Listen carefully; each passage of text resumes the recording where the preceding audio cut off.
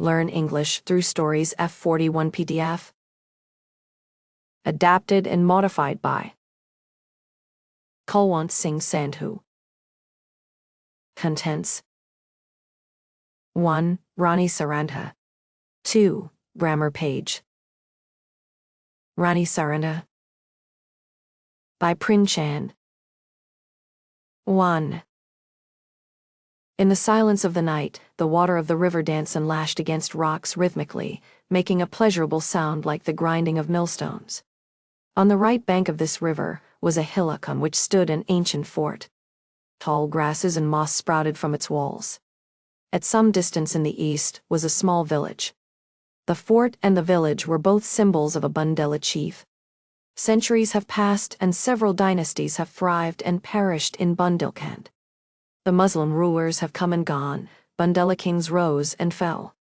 There was not a single hamlet or a region where they haven't left their mark. But no enemy could ever hoist their flag on the fort, nor could any foe ever step into this village. It had good fortune in this regard. Anirudh Singh was a valorous Rajput. In that age, people needed physical strength and courage to survive. On the one hand, Muslim troops were always ready to occupy any territory. On the other, the powerful Bundela kings had their greedy eyes on smaller estates. Anirudh Singh had a small but vigorous troop of infantry and cavalry. He safeguarded his family's honor and dignity with their help. But he could not afford to rest in peace even for a moment. 3 years earlier, he had married Shitala Devi. But he had to spend his days and nights in the jungles, away from the comforts and luxuries of home, and his luckless wife spent her time praying for his safety. She pleaded with him, many a time with folded hands, not to leave her alone. She begged him, "Take me to Haridwar or Brindavan, or even to the forests. I can't bear separation from you." She tried all means at her disposal: entreaty, obstinacy, humility, but to no avail. Anirudh, after all, was a Bundela. All her persuasions had no effect on him. It was a dark night. The whole world slept while the stars blinked in the sky. Shitala Devi was tossing about on the bed, while her sister-in-law Sarandha sat on the floor and sang mellifluously. Bin Raghubia Katat na hin rain. Raghubia, without you the night hangs heavy. Don't torment me. Can't you go to sleep? Asked Shitala. I'm singing you a lullaby, Sarandha replied. Sleep has vanished from my eyes. She must have gone looking for someone. They were bandying words when the door suddenly opened, and a tall, handsome youth entered. It was Anirudh. His clothes were wet, and he was unarmed. Shitala got off the cot and sat on the floor. Bhaiya, why are your clothes wet? Asked Sarandha. I had to swim across the river to get here. Your weapons? They've been snatched away. And your men? They're lost in the field.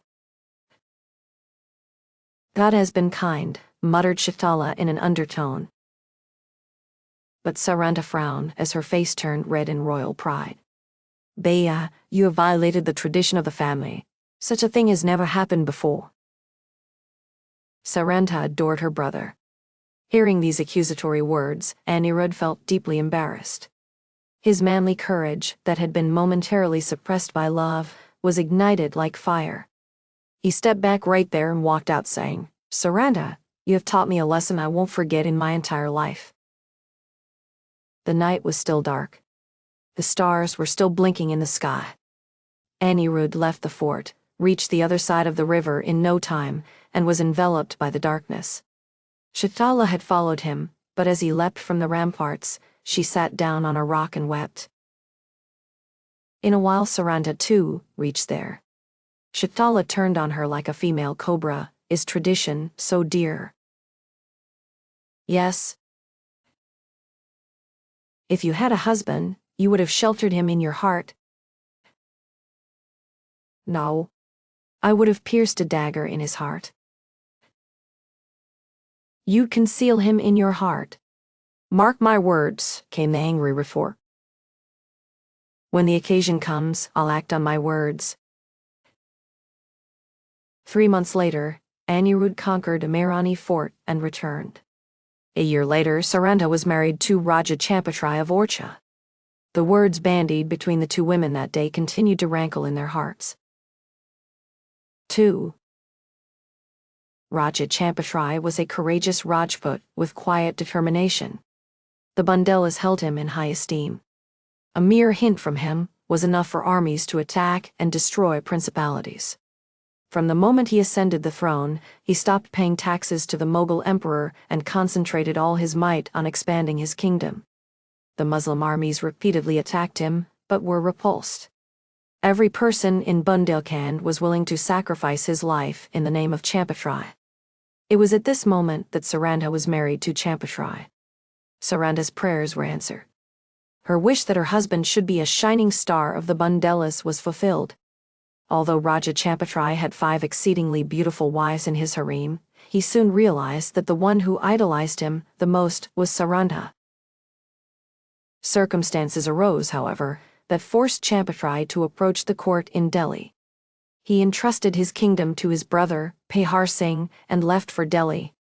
Those were the last days of Shah Jahan's reign. Darashikoh was looking after the affairs of the state. The crown prince was generous and noble. He had heard of Champatrai's brave encounters and treated him with great civility.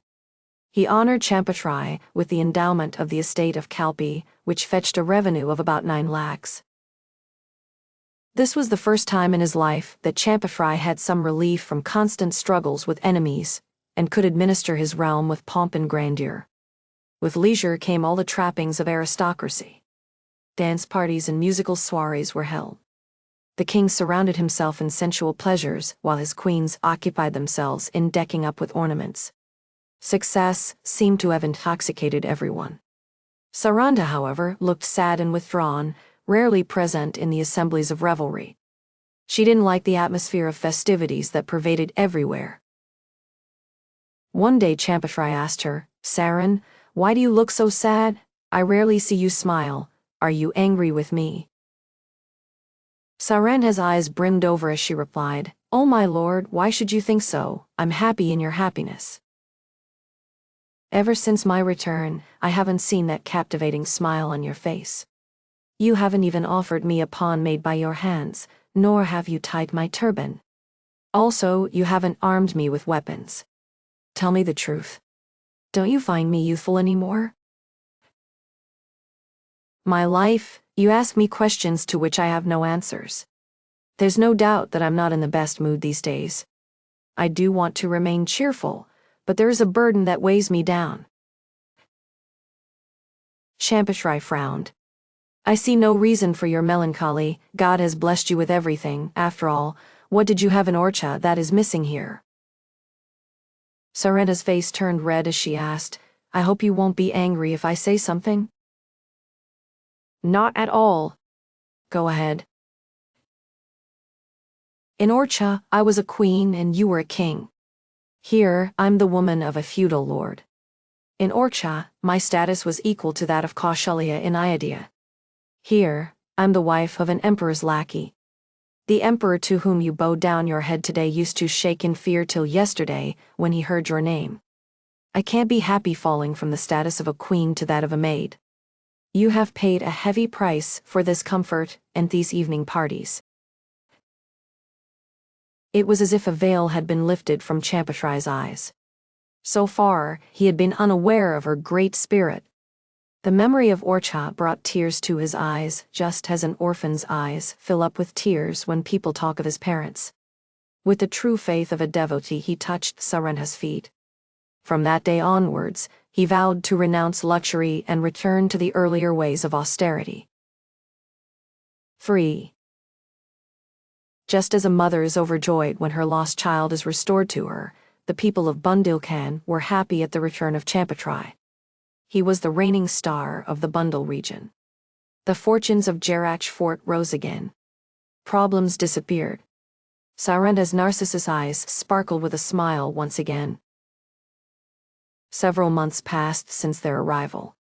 Meanwhile, Emperor Shah Jahan fell ill. There were rivalries among the princes.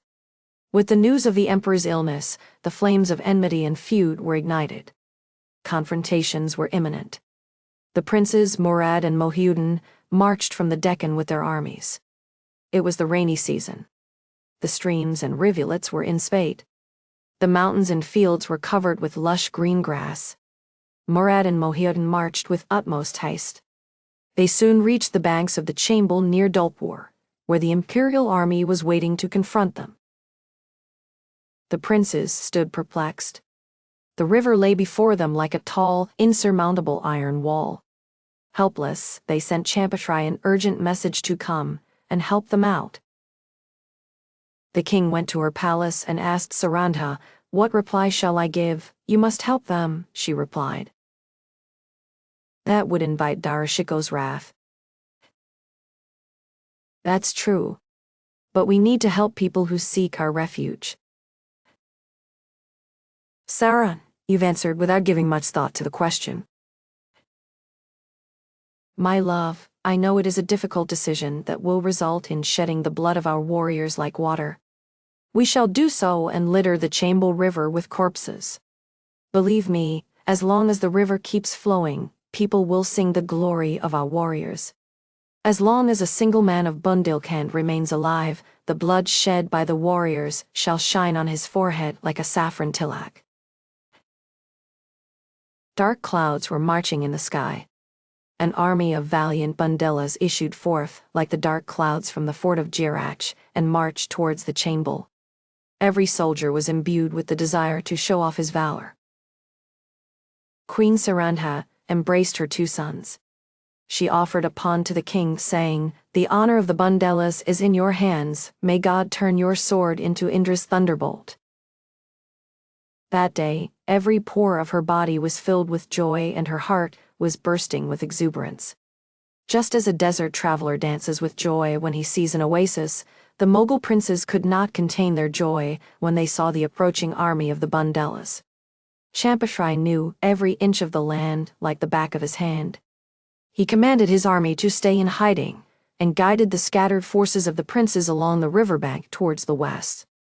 Darashiko surmised that the enemy was crossing the river at some other fort. He withdrew his army from the riverbank. The soldiers of Bundelkhand hiding on the banks were waiting for this opportunity. They came forward and plunged into the river with their horses. Champatri hoodwinked Darashiko and, turning his forces, he followed the Bundela army across the river. This maneuver took him 7 hours, but when he took stock he found that 700 Bundelas had perished. When they saw their king, the courage of the Bundela soldiers returned. Mohiuddin's troops gave the clarion call, "Allahu Akbar," and fell on the enemies. Just as a storm creates a tumult of waves in the sea, their attack created a commotion in the imperial forces. The Bundelas had already given them a hard time, and now this attack broke their rank and file. Hand-to-hand combat began. Swords were unsheathed and bloodletting went on till dusk. The sky was red because of the sunset and the land because of blood.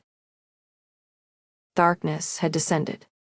Swords were tired, waiting for the hostilities to cease. Suddenly, a wave of Bundela soldiers appeared from the west. They fell upon the imperial forces from the rear with such ferocity that the enemy was completely routed. Victory slipped out of their hands. People wondered where this divine assistance had come from. Many believed that they were angels of victory, come in support of the princes. But when Raja Champatri went closer to take stock, the chief of this group got off the horse and bowed his head in reverence. The king's chest swelled with pride. It was Sarandha. The sight of the battlefield was edifying for humanity. Just a while ago the field had looked like a huge mountain teeming with soldiers. Now, it was filled with lifeless bodies. From the beginning of civilization, human beings have killed so many of their own, and so ruthlessly. Then, the victorious army fell on the loot. Thus far, living men were fighting living men. That was a picture of heroism and valor. Now when men attacked corpses, it was a horrific spectacle of greed and bestiality. Men who had been just animals earlier had now turned themselves into devils. In this free-for-all, people noticed the half-dead Wali Bahadur Khan, the commander of the imperial army, lying prone in blood. His horse stood near his body, swishing its tail to keep away the flies. Champatri was a connoisseur of horses. He was simply fascinated by this one. It was a fine animal of Iraqi breed. Each part of its body was finely molded. It had a leonine chest, a leopard's waist, and its two eyes shone with vitality. People were charmed by its love and loyalty towards its master. The king commanded, "Let no one harm this horse, capture it alive. It will add to the luster of my stable. The person who captures it will be rewarded with wealth beyond measure." Veteran horsemen from all around converged at the spot, but no one dared to go near it. Some tried to cajole it, others tried to trap it in a noose, but no strategy worked. In a short while, a big crowd of soldiers gathered there to see the spectacle. Then Sarandha emerged from her tent and walked up to the horse fearlessly. Her eyes had such a magic, the horse bent its head. She placed her hand on its neck and began stroking its back. The horse hid its face in her bosom like a child. A flood of tears streamed from its eyes. She gently wiped the tears with maternal affection, caught hold of its reins, and led it towards her tent. The horse followed her meekly, as though it had known her for a long time. People were amazed to see this spectacle wrought by affection. But it would have been better if the horse had been hostile to Sarandha. In times to come, this beautiful horse would prove to be the disguised golden deer of the Ramayana to the family. 4. The world itself is a battlefield. The general who seizes the opportunity emerges victorious in this field. He makes a tactical retreat from the field with alacrity, as he forges ahead when it's the right moment. Such a man founds empires, and history honors him with greatness and fame. Yet one sometimes encounters another breed of soldiers in battlefields who only know how to march forward at an opportune moment, but do not know how to make a tactical retreat when faced with a critical situation. They throw away victory for the sake of principle. They will take their entire army to a total rout, but won't step back from their positions. Few of these ever attain any success in worldly affairs, but their defeat is usually more glorious than victory. While experienced and pragmatic generals found empires, it is the soldier who lays down his life for the sake of the country's honor, and who doesn't know how to retreat, who uplifts the spirit of the nation and strengthens its moral fiber. Such soldiers may not achieve worldly success, but when their names are mentioned in assemblies, listeners break out into spontaneous applause, and a spiritual halo surrounds their names. Sarandha was one of those soldiers ready to die for the sake of honor. Prince Mohiuddin proceeded to Agra from the banks of the Chambal, and fortune smiled on him, paving the way for greater things. When he reached Agra, this victory won him the throne. Aurangzeb didn't lack in the understanding of human character. He forgave the errors of the emperor's chiefs and restored them to their positions. He gave Champatri rank and title for his valiant assistance. Further, the region between Orchha and Benares, and from Benares to Jamuna, was given to him as a reward. The Bundela king once again became a vassal of the Mughal emperor. Evening mayfels given to sensual pleasures and drinking were held again. Rani Sarandha sank into depression once again. Wali Bahadur Khan had a way with words. With his glib talk, he soon wormed into the heart of the emperor. At court, people began to treat him with esteem. The loss of his horse rankled in his heart like a thorn. One day, Prince F41 went out riding on this horse. It so happened that he rode past Khan Sahib's palace. Wali Bahadur was waiting for just such an opportunity. He immediately signaled to his attendants. What could the prince do all alone? He walked back home and told the whole story to Sarandha. Her face flushed with anger. She said, "I'm not sad that the horse has been taken away. I'm sorry that you've returned home alive after losing the horse. Doesn't the Bundela blood course through your veins? Never mind if you had lost the horse, but you could have at least shown them that it's not a joke to snatch a horse from a Bundela youth." So saying, she ordered 25 of her soldiers to get ready. She took her arms and reached the residence of Wali Bahadur Khan, along with the soldiers. The Khan had gone to the emperor's court riding the horse. So Sarandha set out for the court with the swiftness of the wind. Her arrival caused a commotion among the members. Officials poured in from everywhere to watch the spectacle. The emperor, too, appeared in the courtyard. Nobles clutched at their swords as they stood up, and there was a general din all around. Many remembered how once Amar Singh's sword had flashed in the court. Khan Sahib, said Sarandha peremptorily, it's shameful, the courage you ought to have shown on the banks of the Chambal, you have shown today before a mere child. Was it proper for you to snatch away the horse from him? Wali Bahadur Khan's eyes were blazing. How dare a stranger take that which rightfully belongs to me? He asked in a curt tone. It's not yours. It's mine. I found it in the battlefield, and it belongs to me. You can't snatch it away from me so easily. I'll shed the blood of 1,000 soldiers for it. I cannot give away that horse. You can have my entire stable instead, if you like. I shall only have my horse. I can give you gold and jewels equivalent to the weight of the horse, but not that horse. Then it'll be decided by the sword. The Bundela soldiers drew their swords, and were at the point of letting loose a flood of blood when Emperor Alamgir intervened. Rani Sahiba, please ask your soldiers to stop. You shall have the horse, but you'll have to pay a heavy price for it. I'm ready to stake everything for that horse. Your estate and title? The estate and title are nothing to me. Your kingdom too? Yes, the kingdom too is nothing to me. For one horse? No. For that which is the most invaluable thing in the world. And what is that? One's honor. In this way, Queen Sarandha lost her vast estate, her title and royal honor for the sake of a horse. Not just this, she also earned the enmity of the emperor in the future. From that moment till his death, Champatrai knew no peace. 5. Raja Champatrai once again began to live in Jarakh Fort. He was deeply saddened by the loss of the estate and title, but he did not utter a word of reproof because he knew well Sarandha's nature. A few days passed peacefully. But the emperor had not forgotten Sarandha's harsh words. As soon as he had dealt with his brothers, he sent a huge army under the command of 22 experienced generals to crush Champatrai's pride. Shubkarn was an imperial subadar in Bundelkhand. Though he was a childhood friend of Champatrai, and both grew up together, he took on the responsibility of vanquishing Champatrai. Several other Bundela chieftains broke with Champatrai and joined the emperor's subadar. A huge battle ensued.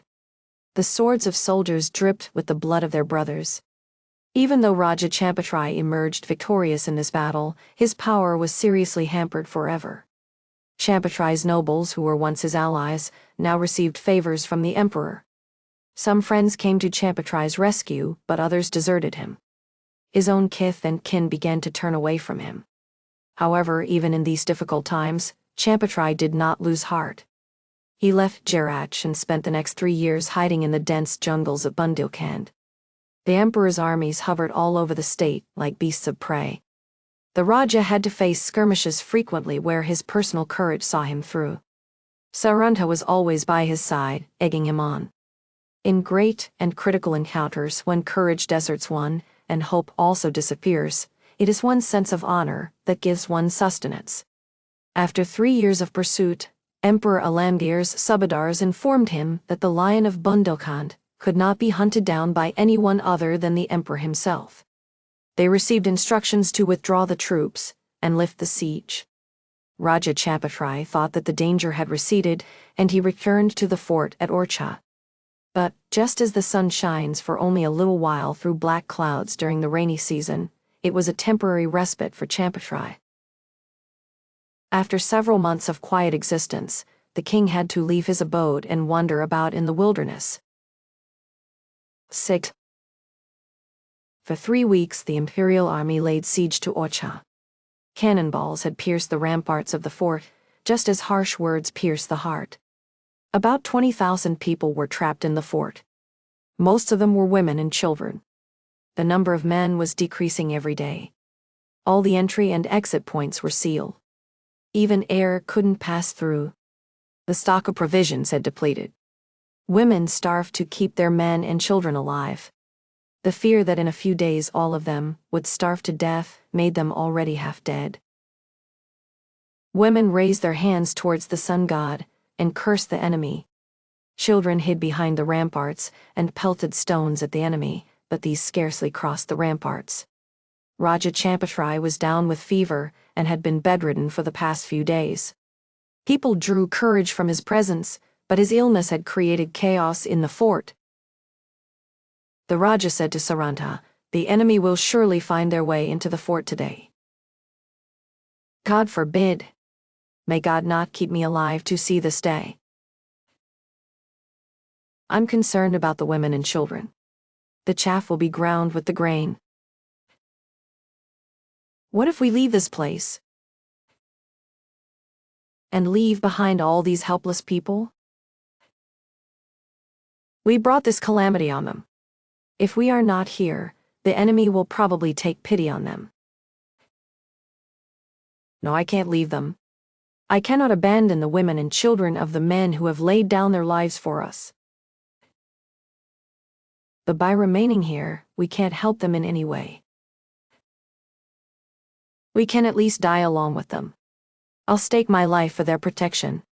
I shall plead for them with the imperial forces and bear the rigors of imprisonment. But I can't forsake them in this crisis." Sarandha bowed her head in shame and was lost in thought. There's no doubt that it's not proper to leave behind one's friends to burn in fire and save oneself. How could I be so selfish? But the anxiety regarding her husband's safety had taken precedence over her sense of humanity. Then she asked the Raja, "If you're convinced that no injustice will be done to these people, will you have any objection to leave this place?" "And who can give me this assurance?" the king asked after some reflection. "A note from the emperor's commander-in-chief." "Well, I shall consent to leave then. But on one condition. These people will bid me goodbye cheerfully." Sarandha was now lost in deep thought. How could she extract such a promise from the emperor's commander-in-chief? Who would take the message to him, and why would the tyrant make such a covenant? They are sure of victory. Why should they agree to such a condition?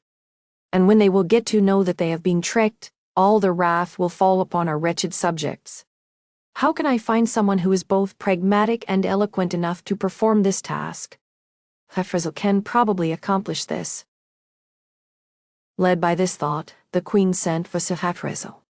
He was the most intelligent, courageous, and soft-spoken of her 4 children, and she loved him the most. When F41 came and saluted her, the queen's eyes filled with tears and she heaved a deep sigh of grief. "Mataji, what command do you have for me?" "What's today's news from the battlefield?" 50 of our men have been killed. The honor of the Bundelas is now in God's hands. We're thinking of carrying out a raid tonight. The queen explained her plan briefly and asked, "Who can be entrusted to accomplish this task?" "I," he replied. "Will you be able to see it through?" "Yes, I'm sure." As F41 was going to leave, the queen embraced him and gave him her blessings, saying, "May God allow me to see your face soon again." Then she cried for a long while. Raising her 2 hands heavenward, she said, "My lord, I've dedicated my young, brave and capable son to the cause of Bundela honor. Now, I pray to you to safeguard his honor. I've offered what is most valuable to me, please accept it." 7. Early next morning, Sarandha bathed, placed the puja paraphernalia on a platter and went to the temple. Her face looked pale and her eyes were darkening. Sleep cannot have its calming effect on a mind troubled with worries. She had reached the temple entrance when an arrow fell on her platter. There was a note wrapped to the tip of the arrow. When Sarandha placed her platter at the temple's altar and read the note, the glow on her face returned. But her joy was short-lived. Ah, have I lost my dear son for the sake of this small piece of paper? Who would have paid such a heavy price for a tiny piece of paper?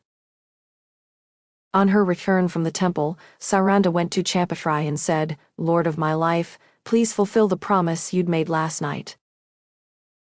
The king asked hesitantly, "Have you fulfilled yours?" Sarandha handed over the written covenant to the king. Champatrai read it closely and replied, "I am satisfied, and shall leave now, God willing. I shall once again color my sword with the blood of these enemies. But Saran, tell me the truth, what price did you have to pay for this covenant?" "A very dear price," she replied tearfully. "Well, a young son." The king was stunned. He screamed out, "Who Angadrai?" "No. Ratunsa." "No. Hafrazel?" "Yes." Champatrai sprang up from his bed and fell back unconscious, like a bird that flutters its wings on being shot, and then falls to the ground lifeless. Hafrazel was very dear to him. All his plans centered on him. When he regained consciousness after half an hour, he said, "Saran, had I known earlier, I would not have let Siach Hafrazel go. Should he die, the Bundela dynasty will be wiped out from the face of the earth." It was a night of mourning and lamentations for the people in the fort. Women fell at Sarandha's feet and begged her not to forget them. The men implored the king, "We've followed you like your shadow. Please take us along with you." There was commotion all around. Sarandha embraced the women and Champatrai bade farewell to the menfolk. Leaving behind thousands of people in tears, he sat in a palanquin. Each person knew in his heart that he might not see Champatrai again. This was their last meeting, and they wanted to cry their hearts out. It seemed more a funeral procession than a farewell. It was a dark night. Countless stars shone in the sky, though their light seemed feeble like those of candles in graveyards. Gloom pervaded the walls and gates of the fort. Heart-wrenching sounds of lamentation could be heard. Sarandha, attired in a soldier's habit and riding a horse, escorted Champatrai in a palanquin out of the fort through an underground passage. Many years ago, Sarandha had seen another sad and dark night like this. Then she had not known the joy of love. Shatala Devi's prophecy had come to be true today. Would Sarandha's reply also prove to be so? It was midday. The sun was in the middle of the sky, sending down shafts of fire. A fierce wind was blowing that scorched the body and was setting fields and deserts aflame. It seemed as though the fire goddess's entire force was advancing furiously. A haze of hot dust had filled the space between the earth and the sky. Rani Sarandha was leading Champatrai on his horse towards the west. Orcha was 30 miles behind them, and they now felt assured that they had escaped danger. The king lay unconscious in the palanquin, while the palanquin bearers were drenched in sweat. 5 horsemen followed the palanquin. The entire caravan was tormented by thirst. They felt parched and were desperately looking for some shade or a well. Sarandha abruptly turned around to see a group of horse riders approaching. She sensed that all was not well. They must be in pursuit of us, she thought. Then it occurred to her that it could be her son coming with his men to assist her. Human beings continue to hope even through hopelessness. For a while she vacillated between hope and fear. When the group came close and the dress of the riders became clearly visible, Rani Sarandha took a deep breath and cursed her fate. They were soldiers from the emperor's army. Sarandha ordered the palanquin bearers to stop. The Bundela soldiers drew their swords. The king was in a pitiable state, but he tried to shake off his weakness and rise up, much like a suppressed flame fanned into a fire. Seeing the critical situation they were in, his lifeless body sprang to life. He lifted the curtain of the palanquin, came out and picked up his bow and arrows. But the bow, which earlier spelt death for the enemy, now simply turned in his hand. He felt giddy, his feet wobbled, and he crashed to the ground. He felt that he no longer had the blessing of fate. Champashri rose and fell like a wingless bird that attempts to flee from a snake, but then falls into its mouth. Sarandha helped him sit up, and in a tearful voice simply said, "My lord." He couldn't utter another word. On such occasions, silence becomes more eloquent than voice. Poor Sarandha at that moment looked like any other ordinary woman. However, to an extent, this vulnerability is a woman's asset too. Champashri said, "Look, Saran, one more of our soldiers is claimed by death. What a pity. The disgrace I dreaded throughout my life has caught up with me. At the moment of my death, the enemy will lay their hands on your delicate body right before my eyes, and I won't be able to lift a finger. Oh. Death, when will you come?"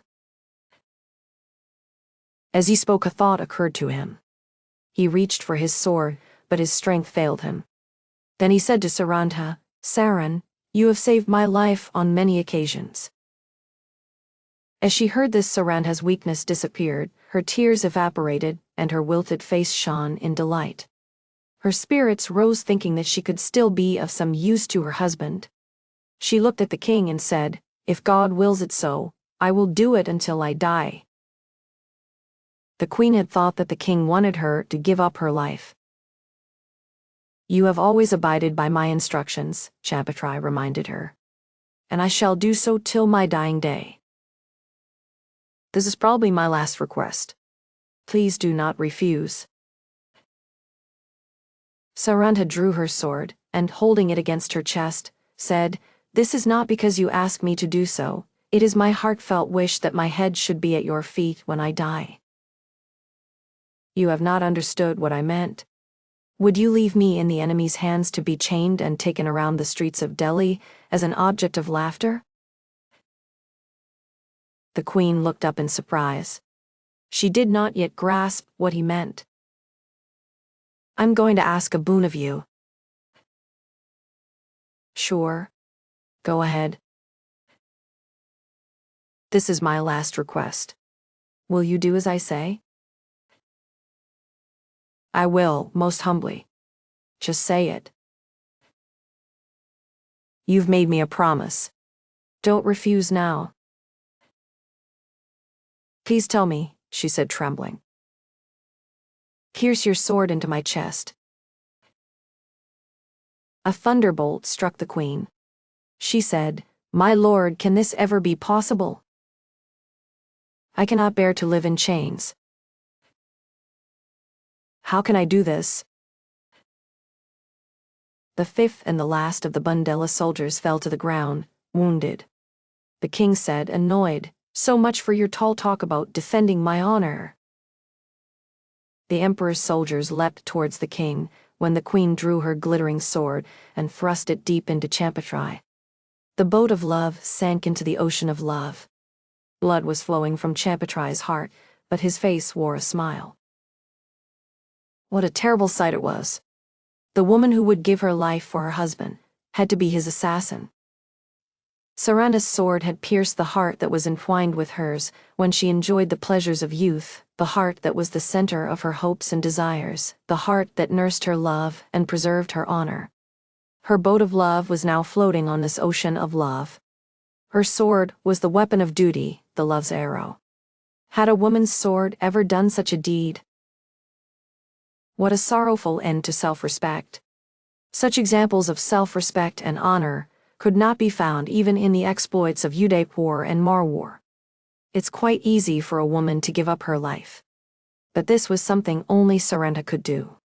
Women have taken the lives of their husbands for reasons such as self-delusion and jealousy. But no one had made such a sacrifice on the altar of Padavrat and for preserving one's self-respect. The emperor's soldiers were stunned by Sarandha's courage and fortitude. Esteem took precedence over enmity. The commanding officer came forward and said, "Her Majesty, God is our witness, we are your slaves, We will carry out your orders with utmost respect. Sarandha smiled and said, If any of our sons is alive, please hand over our 2 bodies to them. So saying, she ran the blood-stained sword into her heart. As she fell on the ground, her head rested on Champafry's chest. 2. Grammar page.